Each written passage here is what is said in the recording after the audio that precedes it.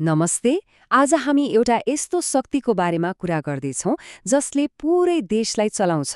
सोच्नुस् त, यो देशको इन्जिन जस्तै हो। तर अचम्मको कुरा के छ भने यो प्राय अदृश्य हुन्छ। ल आउनुहोस्, यो अदृश्य शक्ति अर्थात् सार्वजनिक प्रशासनले कसरी काम गर्छ, आज त्यही विषयमा गहिरिएर हेरौँ। कहिले सोच्नु भएको छ एउटा देश वास्तवमा चल्छ चाहिँ कसरी?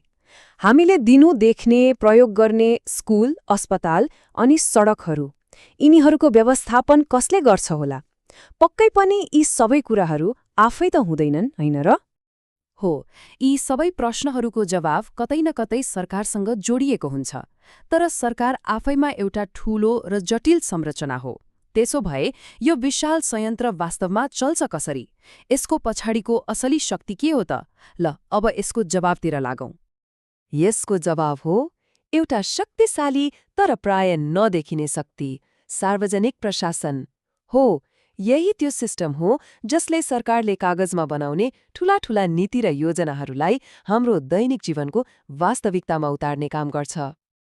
ल, सार्वजनिक प्रशासन सुन्दै अलि प्राविधिक जस्तो, अलि गाह्रो शब्द जस्तो लाग्न सक्छ, होइन त? तर चिन्ता नगर्नुहोस्, यसको वास्तविक अर्थ हामीले सोचेभन्दा धेरै सरल र महत्त्वपूर्ण छ। आउनुहोस्, यसलाई अझै सजिलो तरिकाले बुझ्ने कोसिस गरौँ। एकदमै सरल भाषामा भन्नुपर्दा सार्वजनिक प्रशासन भनेको सरकारले गरेका निर्णयहरूलाई कार्यान्वयन गर्ने, यानि कि काममा उतार्ने एउटा प्रक्रिया हो। र यो कुनै एउटा व्यक्ति वा कार्यालय मात्रै होइन, बरु यो त निजामती कर्मचारीहरू, विभिन्न सरकारी संस्थाहरू र ती सबैलाई जोड्ने प्रणालीहरूको एउटा विशाल सञ्जाल हो जसले सरकारको कामलाई साकार रूप दिन्छ। ल, परिभाषा त बुझियो, तर यसले हाम्रो दैनिक जीवनमा चाहिँ खासमा के गर्छ त? यसको असर हामीले सोचेभन्दा धेरै नजिकबाट परिरहेको हुन्छ। ल हेर्नुस् है, हाम्रा छोराछोरीहरू पढ्ने विद्यालयहरूको सञ्चालन गर्ने काम होस् वा बिरामी हुँदा जाने अस्पतालहरूको व्यवस्थापन, हामीले हरेक दिन हिँड्ने सडकहरूको निर्माणदेखि लिएर देश चलाउन चाहिने कर सङ्कलन गर्ने कामसम्म। यति मात्र का हो र, हाम्रो सुरक्षाका लागि खटिने प्रहरी प्रशासन पनि त यही सार्वजनिक प्रशासनको एउटा एकदमै महत्त्वपूर्ण हिस्सा हो। तर एउटा कुरा सोचौँ त, के सबै ठाउँको प्रशासन एकै नासको उस्तै राम्रो हुन्छ त? पक्कै पनि हुँदैन। प्रशासनको गुणस्तरले देश कता जान्छ भन्ने कुरामा आकाश पातालको फरक पार्छ। किनकि प्रशासन राम्रो पनि हुन सक्छ र नराम्रो पनि। एकातिर जब प्रशासन प्रभावकारी हुन्छ तब देश विकासको बाटोमा लम्किन्छ, नागरिकले पाउने सेवा सुविधाहरू छिटो छरितो र पारदर्शी हुन्छन्।